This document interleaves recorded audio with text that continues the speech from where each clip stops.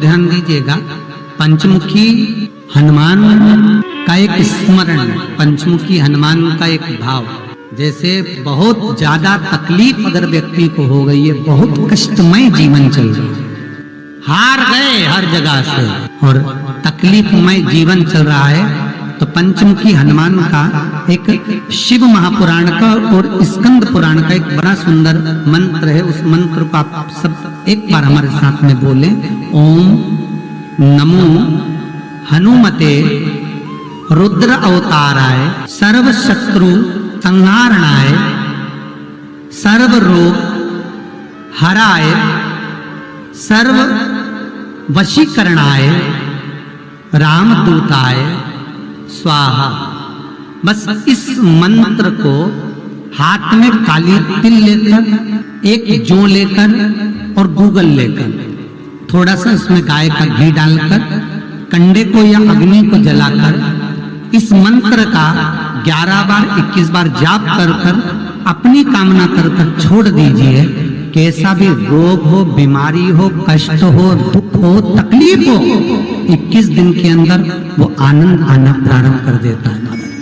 इस मंत्र स्कंद पुराण का, शिव महापुराण का ये मंत्र मूल पंचमुखी हनुमान सुख देगा। और एक और चीज याद रखिए हमारा, यदि कोई काम के लिए जा रहे हो, कोई व्यापार के लिए जा रहे हो या नौकरी करने के लिए जा रहे हो और लगी नहीं रही, बहुत तकलीफ पा रहे हो, सर्विस ही नहीं लग रही, बहुत कष्टमय हो गया, तो निवेदन करूंगा 5 पीपल के पत्ते पर बेसन के 5 लड्डू घर में बने हुए, गाय के घी के 5 लड्डू रख लो, उस लड्डू के बीचों बीच एक आटे का दिया और उसमें तिल्ली का तेल डालकर इसी मंत्र का प्रयोग कर कर पंचमुखी हनुमान का किसी भी हनुमान के मंदिर में जाकर, दक्षिण मुखी हनुमान के मंदिर में जाकर उसको रख कर आ जाइए। इसके बाद आप उस काम के लिए जाइए, आपका काम सफल हो जाएगा। आपको किसी को नहीं कहना पड़ेगा कि हाथ जोड़ना नहीं पड़ेगा, किसी के पांव नहीं पड़ना पड़ेंगे, तुरंत काम होगा।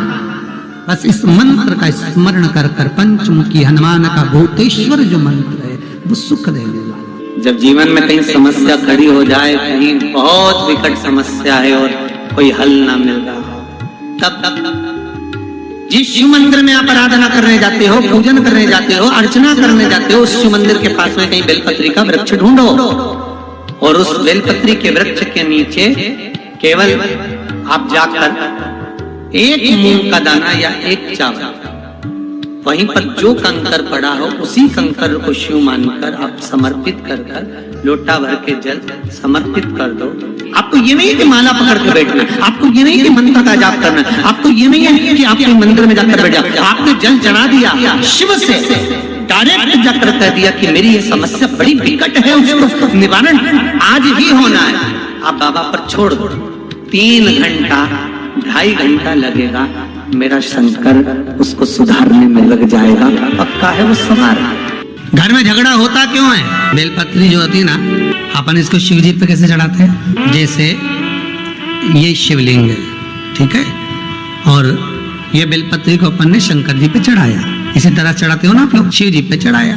पहले इससे प्रथम वाली कथा में कहा था, जब विशेष कोई कार्य होता है तो बीच वाली बेलपत्र पर शहद लगाकर बाबा पर उसको लगाकर जाया जाता। अब जिसके घर में क्लेश ज्यादा होता महाराज, बहुत क्लेश, मतलब कुछ ना कुछ बात पर झगड़ा चल ही रहा हो, क्लेश हो ही रहा, बहुत तकलीफ चल रही, कभी बहू रूठे, कभी सास रूठे, कभी पति रूठे, कभी पत्नी रूठे, जरा सी बात में एक पानी गिर गया उस पे विवाद, बच्चों को कुछ कह दिया उसमें विवाद। तो ये जो बेलपत्री की ये जो भाग होता है, इस बेलपत्री का जो डंडी का जो भाग होता है, इस भाग को, बेलपत्री की इस भाग को महाराज ऐसी कैसी बेलपत्र, बस ये भाग को बेलपत्री के वृक्ष के नीचे शहद लगाकर इस पत्ती पर ऐसे ही बेलपत्री की जड़ में उस भाग को लगाकर या रख के आ जाइए। केवल एक ही बार करना महाराज, फिर तुम्हारे घर में कभी क्लेश नहीं हो सकता, ये पक्का है, झगड़ा होगा ही नहीं। हाँ, वो जानबूझ के झगड़ लो तो बात दूसरी है,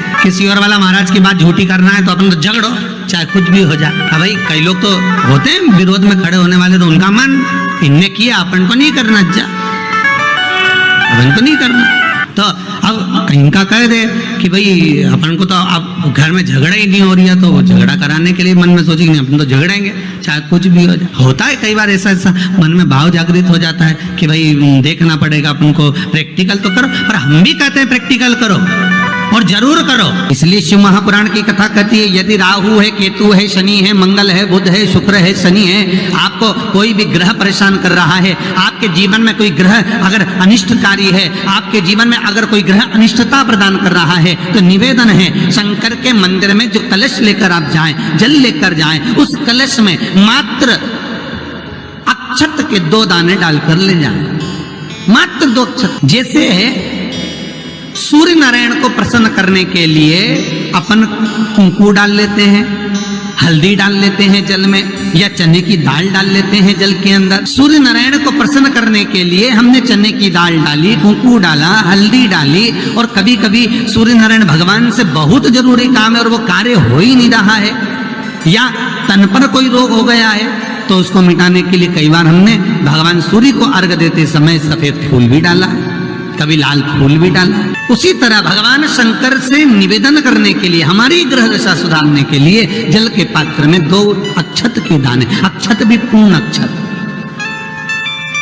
पूर्ण अक्षत, खंडित नहीं। विवाह शादी में देरी हो रही हो, या कोई नया कार्य चालू कर रहे हो उसमें देरी हो रही हो, या कोई सर्विस के लिए, नौकरी के लिए जा रहे हो और वो कार्य नहीं हो रहा हो, तो एक धतूरा, केवल एक धतूरा, उस धतूरे को फोड़कर उसके अंदर का फल निकालकर उस फल को शिवलिंग पर चढ़ाकर 1 लोटा जल शंकर भगवान को समर्पित कर। दिन होना चाहिए मंगलवार। कौन सा दिन होना चाहिए? जम के बोलो जरा, मंगलवार समर्पित करो। उसके बाद में आप विवाह के लिए अगर समर्पित करे हैं तो विवाह में देरी नहीं होगी। व्यवसाय और व्यापार के लिए या नौकरी के लिए समर्पित करे हैं तो उसमें देरी नहीं होगी। जीवन में हमारे परिवार को जोड़ कर रखती है। जिसका परिवार टूट रहा हो, समझ लेना उसके यहाँ खेव निधि की कमी है। खेव निधि जोड़ने के लिए क्या करा जाता है?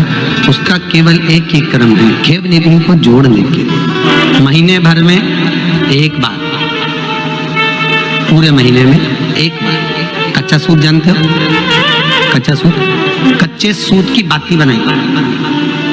काय की बाती बनाओ? कच्चे सूत, कच्चे सूत की बाती बनाकर 108 बाती का निर्माण कर खेव निधि के भाव से श्री हनुमान जी के मंदिर में लगा दीजिए।